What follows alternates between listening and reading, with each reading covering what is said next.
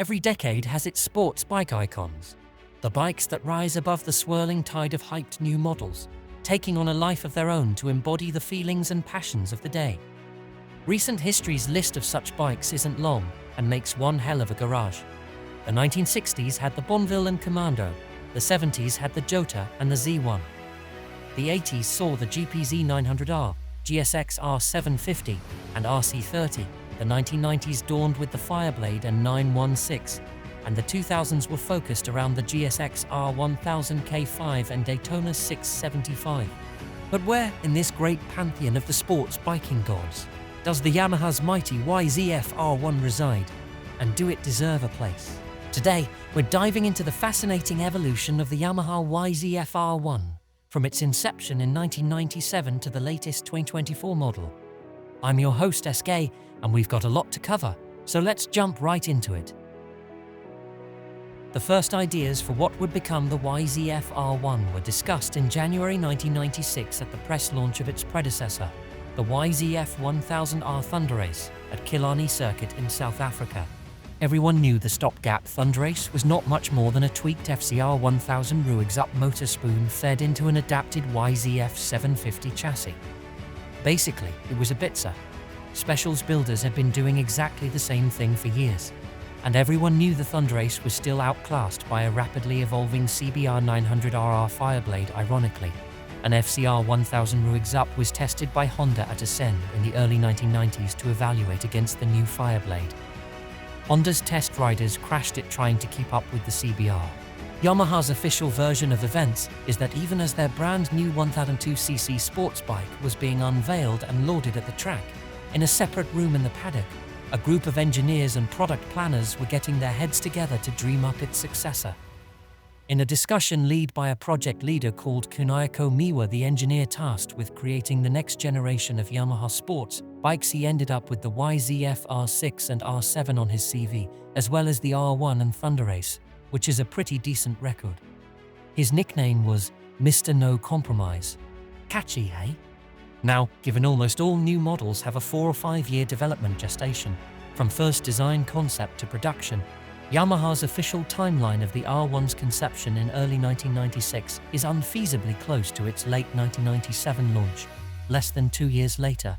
So either Yamaha put the R1 into production in record time, or more likely, they'd waited to see how the Fireblade sold for a couple of years from 1992, then started planning the R1 sometime in late 1994 or early 1995, which is much more plausible.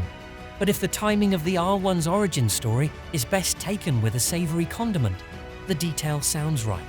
Miwa-san's performance targets for the new sports bike were 150 bhp, because it was significantly more than a Fireblade, and 180 kg a figure arrived at when he stripped 18 kg off a 198 kg Thunderrace, including the battery, and gave it to Yamaha's test riders to evaluate.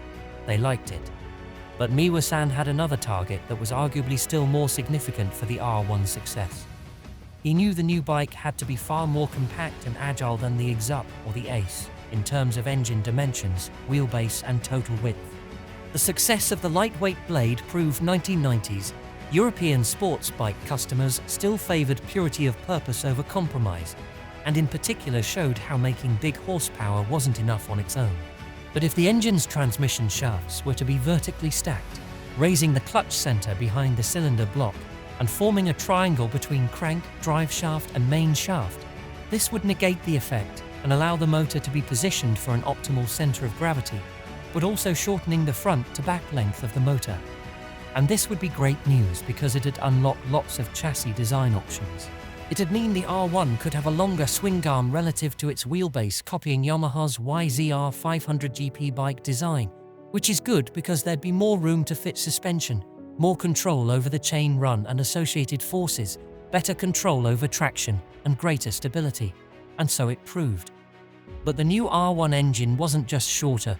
It was narrower too. All drives came off the end of the crank, and plated bores were used instead of liners, saving weight and closing up the cylinders. Even so, width was reduced still further by not going overboard on bore width. At 74 mm to 58 mm, the R1's bores were narrower than the Thunderrace's, which potentially limited valve area, lowered piston speeds, and may have led to lower peak power if not less peak torque than the older motor. But a reduction in weight of around 9.5 kg on the Thunderace and less internal friction, including introducing holes between the cylinders to equalize under piston pumping forces. Traditionally something Suzuki would bang on about in their GSX RS, meant the R1 motor hung on to its exup valve augmented peak power and torque figures to produce 140 bhp at the back wheel, comfortably ahead of its rivals by almost 20 bhp and 10 bhp up on the Thunderace.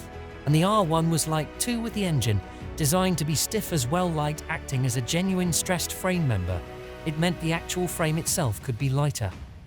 The R1's claimed weight was 177 kg. The measured curb weight was 202 kg, 6 kg better than the rival Fireblade, 11 kg down on Kawasaki's ZX-9R, and more power than both.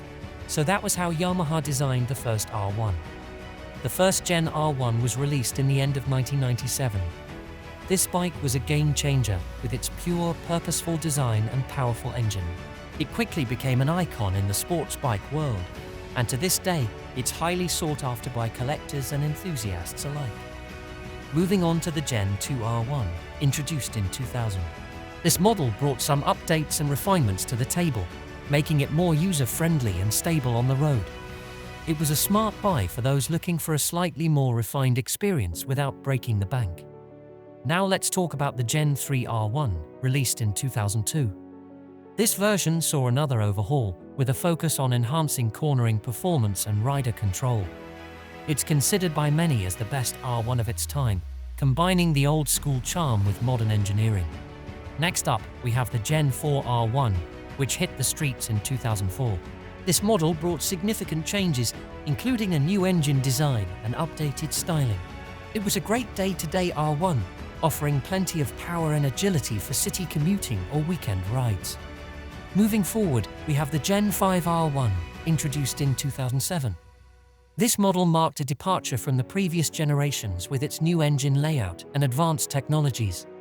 It was a favorite among track enthusiasts, thanks to its impressive performance and handling. Now let's talk about the Gen 6 R1, released in 2009. This model introduced a cross-plane crank layout, inspired by Yamaha's MotoGP success. While it had its strengths, such as a unique engine feel, it was considered by some as the least loved R1 due to its bulky design and aggressive tuning. And finally, we have the ultimate R1, the Gen 7 model introduced in 2015 and continuing into 2024. This bike represents a return to form for Yamaha, with a completely redesigned engine, chassis and electronics package. It's a true track-focused machine, offering unparalleled performance and technology. And there you have it, folks. The evolution of the Yamaha YZF-R1, from its epic beginnings to the pinnacle of sports bike engineering. Which generation is your favorite? Let me know in the comments below. Don't forget to like, share, and subscribe for more content. Until next time, ride safe and stay tuned for more on the SK channel.